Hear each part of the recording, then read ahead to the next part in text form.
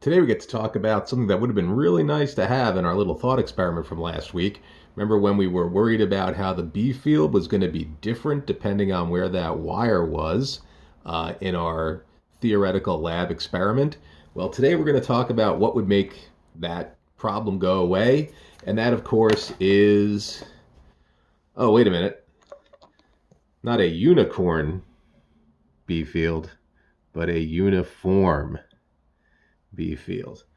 A uniform B field would make that whole issue go away. The wire would be in a place where we knew exactly the magnitude and direction of the field at every part of that wire. So let's talk about some uniform fields we already know about.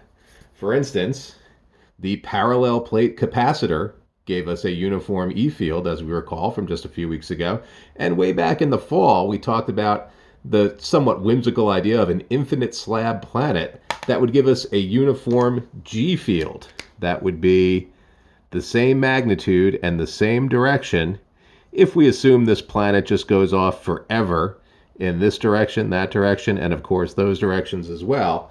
There would be a uniform field straight down wherever you looked. Well, to make a uniform B field, there's a device that we call a solenoid. And a solenoid looks just like a spring, but it's different from a spring in that there is a potential difference across it, and we can imagine current running about this solenoid as produced by the battery. I'm now going to ask you to imagine that I've taken this solenoid and cut it in half. And when I do, I get this cross-sectional diagram of that solenoid. And if there were a current flowing through this solenoid, we could imagine that current is coming out the top of the solenoid, say here, and then going into the board at the bottom of the solenoid, and then, of course, looping around, going to the next part of the coil where it comes out and then goes in there, and so on. So at this location, it was coming out of the board, but at this location, it's going into the board. And, I'm sorry, it's going into the board here. So we need our X symbol for into the board. Coming out of the board here.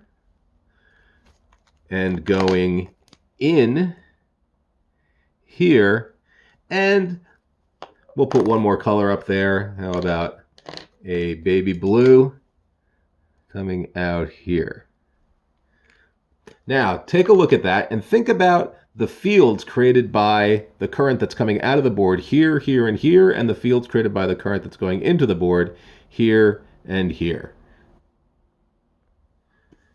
If we want to consider those fields and the directions that those fields are pointed, we need to apply our second right-hand rule. So at the locations along the top of your screen, we can imagine inside the solenoid, the field is going from left to right, both here and here and here.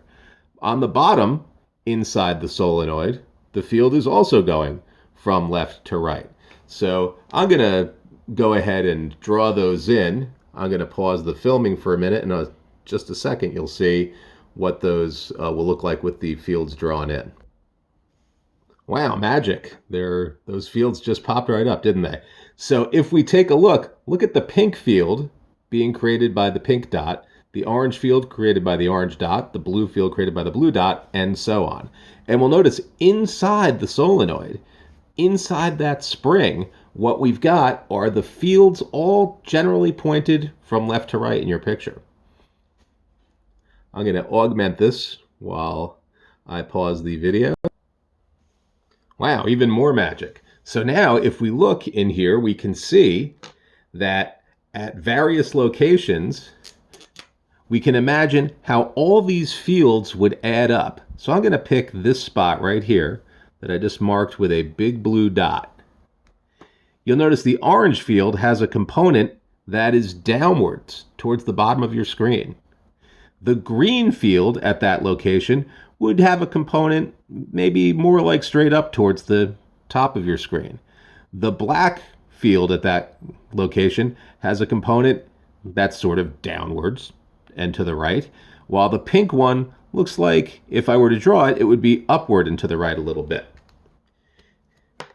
Without doing all the calculus, we can't really prove this, but if you add all these fields together inside the solenoid, what you get is the elusive uniform field. And that is our uniform field in a solenoid. You'll see some problems about those in the textbook, and we'll take advantage of the fact that we can have a uniform field to help us solve some problems in the future. Thanks for watching.